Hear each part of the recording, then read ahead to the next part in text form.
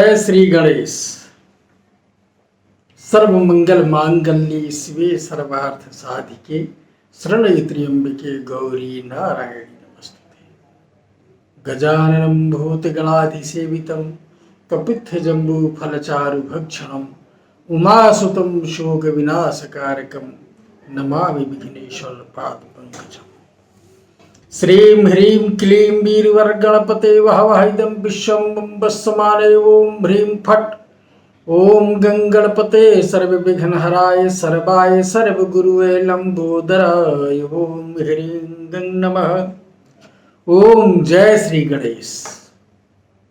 हमारे प्रिय साथियों, मित्रों, भक्तों, आज बहुत दिन के बाद मैं आपके समक्ष कुछ विशिष्ट गणपति का प्रयोग लेकर के आया हूं,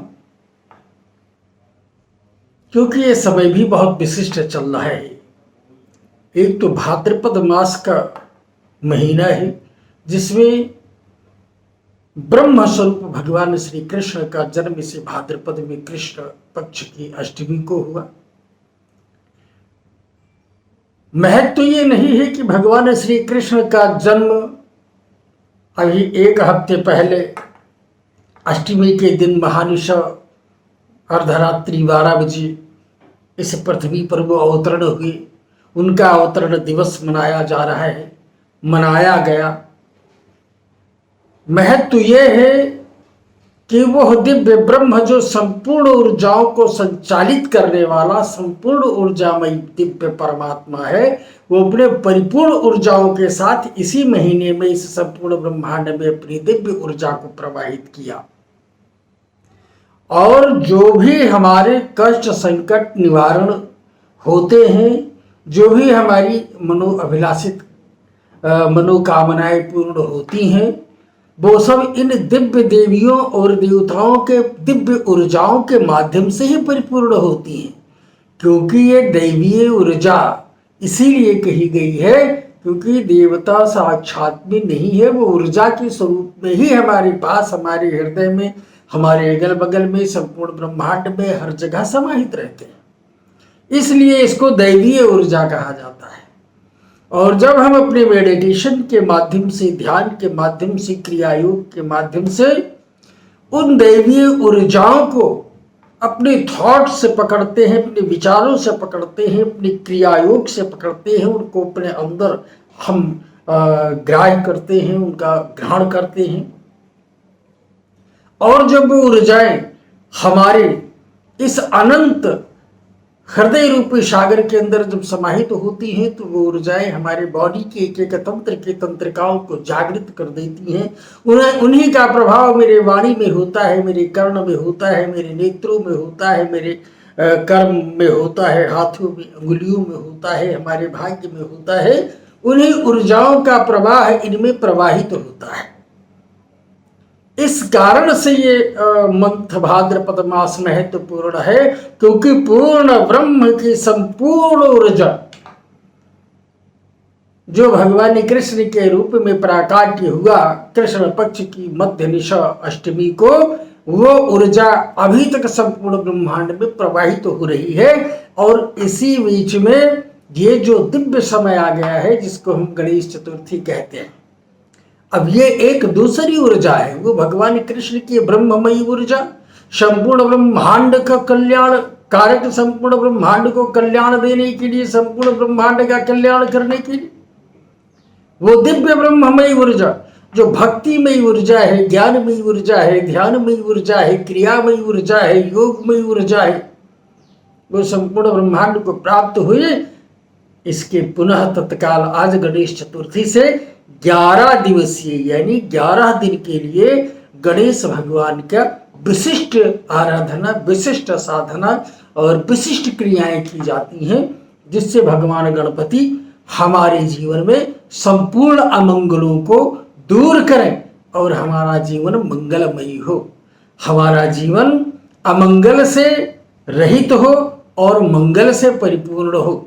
भगवान गणेश तो एक दिव्य ब्रह्म है, ब्रह्म के वो अनंत स्वरूप हैं।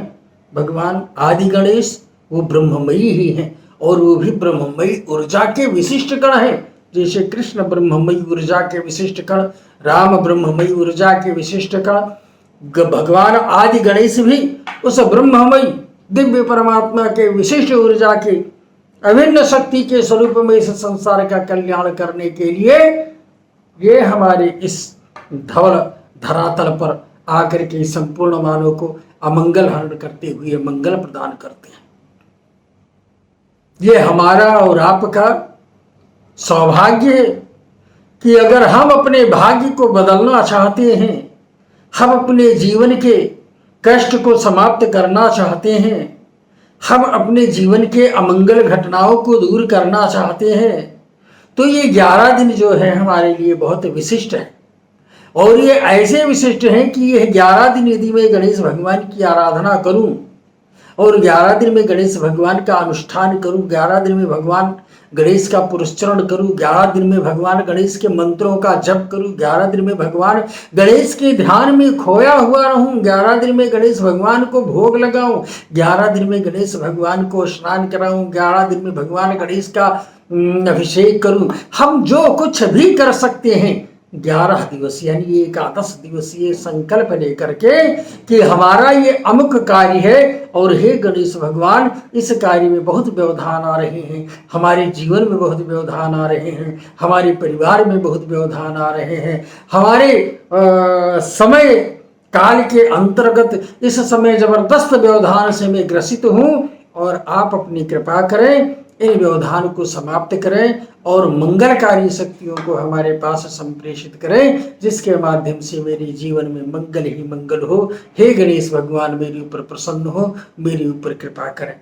ऐसे भाव से, ऐसे ध्यान से, ऐसे क्रिया से जब हम भगवान गणेश की आराधना करेंगे तो गणेश भगवान की वो दिव्यमय ऊर्जा हमारे अंदर, हमारी शक्ति, हमारी ऊर्जा बनकर प्रवाहित होगी और हमारे ही माध्यम से वो हमारा कल्याण करेगी। क्योंकि वो दिव्य तत्व परमात्मा का स्वयं अहम ब्रह्मास्मि हमारे ही स्वरूप में है, हमारे ही स्वरूप में ब्रह्म दर्शन देता है, हमारे ही स्वरूप में परमात्मा हमारे अंतःकरण में, हमारे आत्मा में वास करता है। और वो परमात्मा किसी भी रूप में हो सकता है, राम के रूप में हो सकता है, कृष्ण के रूप में हो सकता है, गणेश के रूप में हो सकता है। समय समय पर हम किन देवताओं के स्वरूप को उपासित स्वरूप अपनाएं, समय समय पर हमें किस समय पर किन वस्तुओं की आवश्यकता है, किन संकटों से हमें निकलना है, किन कष्टों से हमें निकलना है, उनके लिए हमें उन्हीं देवों की आराधना करनी होती है। और इस प्रकार से ये जो 11 दिवसीय गणेश चतुर्थी से लेकर के चतुर्थी, पंचमी, षष्ठी, सप्तमी, अष्टमी, नवमी, दशमी, एकादशी, द्वादशी, त्रयोदशी और चतुर्दशी को विसर्जन होता है गणेश भगवान का। और ये 11 दिन का दिव्य प्रयोग संपूर्ण संसार में चलता है। गणेश की संपूर्ण ऊर्जा इस ब्रह्मांड के अंदर विराजित रहती है और हमारी हर इच्छाओं को पूर्ति करने में भगवान गणेश की परम कृपा हमको प्राप्त होती है। ऐसे स्थिति में अब ये हमारा जो दिव्य समय है इसमें कुछ बहुत सारी क्रियाएं भी होती हैं। जब मैंने साधारण क्रियाओं के बारे में आपको अवगत कराया है कि आप कुछ न कर सकें तो ये 11 दिन आज के दिन गणेश जी को लाकर, छोटे गणेश जी हों, बड़े गणेश जी हों, आप एक सामूहिक रूप से स्थापना करते हैं। वो सामूहिक कल्याण के लिए गणेश की पूजा होती है, लेकिन गणेश की साधना के लिए भी आप अपने घर के अंदर 1 दिन के लिए, 2 दिन के लिए, 3 दिन के लिए, 5 दिन के लिए, 7 दिन के लिए, 9 दिन के लिए, 11 दिन के लिए, जितने दिन परमात्मा ने आपको सामर्थ्य दिया हो, आपको क्षमता प्रदान की हो, उतने दिन की गणपति आप अपने घर के अंदर ला करके किसी ब्राह्मण को बुलाकर या स्वतः यदि आपको मंत्र आता है, कुछ भी मंत्र आता है, नहीं आता है तो सामान्य भाव आता है कि हे गणेश भगवान, मैं आपको आज अपनी इस घर के अंदर स्थापित कर रहा हूँ। इस ग्रह के हमारे संपूर्ण परिवार का अमंगल दूर हो, हमारे संपूर्ण परिवार के अंदर कष्ट और कठिनाइयाँ समाप्त हो, हमारे संपूर्ण परिवार के अंदर आपकी ऐसी कृपा व्याप्त हो कि अमंगल समाप्त होकर मंगल ही मंगल हो, संपूर्ण बाधाएं नष्ट हो करके हमारा घर बाधा मुक्त हो, इसमें किसी प्रकार से कोई व्यवधान और बाधा ना रहे। भगवान गणेश को स्थापित कीजिए उनके सामने कलश की स्थापना कीजिए। उनको सुंदर नैवेद्य यानी मोदक प्रिय मुद मंगल दाता भगवान गणेश को मोदक का भोग लगाइए। मोदक नहीं मिलता है तो मिश्री और किशमिश का भोग लगाइए। भगवान गणेश को फल अर्पित कीजिए, दूध अर्पित कीजिए, दूध दही से स्नान कराइए। दुर्वा से गणपति अथर्वशीर्ष मंत्र से उनका अभिषेक होता है। आपको गणपति अथर्वशीर्ष मंत्र नहीं आता है, कोई बात नहीं, गंग गणपते नमः आता है। आप गंग गणपते नमः से 108 दुर्वा लीजिए और अपने इष्ट को ध्यान करते हुए, अपने गुरु का ध्यान करते हुए और गणेश भगवान का चिंतन करते हुए 108 दुर्वा से आप प्रतिदिन गणेश भगवान का अभिषेक करें। घर के अंदर किसी भी प्रकार से किसी भी प्रकार का अमंगल हो, बीमारी हो, कष्ट हो, दुख हो, कैंसर हो, गैंग्रीन हो, बड़ा से बड़ा कष्ट हो, तकलीफ हो, मुकदमे में उलझे हुए हो, किसी भी प्रकार से सरकारी परेशानियों में उलझे हुए हो, तुम्हारे परिवार में कुछ भी परेशानियां चल रही हो, समाप्त ना हो रही हो, यही 11 दिन मात्र, कुछ नहीं करना है। यदि ब्राह्मण को बुलाकर आप क्रिया करवाते हैं, पूजन करवाते हैं तो उसका विशिष्ट ही महत्व है, क्योंकि ब्राह्मण संपूर्ण वेदोक्त मंत्रों से आवाहन, स्थापन, पूजन, अर्चन करवाएगा। यदि आप ब्राह्मण को बुलाने की क्षमता नहीं है या ब्राह्मण आप नहीं बुला रहे हैं, खुद ही करना चाहते हैं, तो इतना पर्याप्त है। ये एक तंत्रोक्त प्रयोग ही है कि आप गणेश भगवान को अपने मनः शक्ति से लाकर स्थापित करें, उनके सामने घृत का ज्योति जलावें, कलश की स्थापना करें, गंग गणपते नमः मंत्र का जप करते रहें, या जो भी मंत्र आपको आता है आप गुरु मंत्र का जप करते रहें, आप शिव मंत्र का जप करते रहें, आप शक्ति मंत्र का जप करते रहें, आप लक्ष्मी मंत्र का जप करते रहें, लेकिन वो सब गणेश को ही प्राप्त होगा। क्योंकि मंत्र एक ऐसा सार है कि मंत्र में देवताओं की जान बसती है, मंत्र में देवताओं की जागृति होती है, मंत्र से आत्मा की जागृति होती है, मंत्र से अतीन्द्रिय शक्तियों की जागृति होती है। संपूर्ण 11 दिन के अंदर आप इस प्रकार प्रतिदिन गणेश भगवान का पूजन करने के उपरांत आप दुर्वा लाइए, एक बंडल, उसको 108 बार। आपको अगर गणपति अथर्वशीर्ष नहीं आता है, गणपति के तंत्रोक्त मंत्र नहीं आते हैं, गणपति के सामरोक्त मंत्र नहीं आते हैं, सामान्य मंत्र से आप अपने कष्ट को अपने हृदय में रखते हुए ओम गंग गणपते नमः, ओम गंग गणपते नमः, ओम गंग गणपते नमः, ओम गंग गणपते नमः, इस मंत्र का जप करते हुए और एक एक दुर्वा गणेश भगवान के ऊपर अर्पित करते जाइए, एक एक दुर्वा भगवान गणेश के ऊपर अर्पित करते जाइए। इस प्रकार जब 108 दुर्वा के अंकुर गणेश भगवान को अर्पित कर ले, फिर उनको आप नैवेद्य का सुंदर भोग लगा करके कर्पूर और घी की बत्ती बना करके उनकी आरती करें, उनकी आरती करें, वो आरती संपूर्ण घर के अंदर विसर्जित करें और वो सारे दुर्वा नहीं बगल में रख दें कांडात। ये सारी वस्तुएं नदी के अंदर प्रवाहित होंगी। अंतिम दिन 11 दिन के बाद जब गणेश का जब गणेश जी को विसर्जित किया जाएगा तब, जब उनके विग्रह को विसर्जित किया जाएगा तब। इस प्रकार से यदि आप 11 दिन तक मात्र दुर्वा से अगर आप 11 दिन तक मात्र गणेश मंत्र से आप गणेश जी का अभिषेक 11 दिन तक रेगुलर करते हैं और जिस दिन गणेश का विसर्जन हो उस दिन अपने घर में भगवान सत्यनारायण की कथा करवाइए, 2-5 ब्राह्मणों का भोजन करवाइए, 1 कुमारियों का भोजन करवाइए।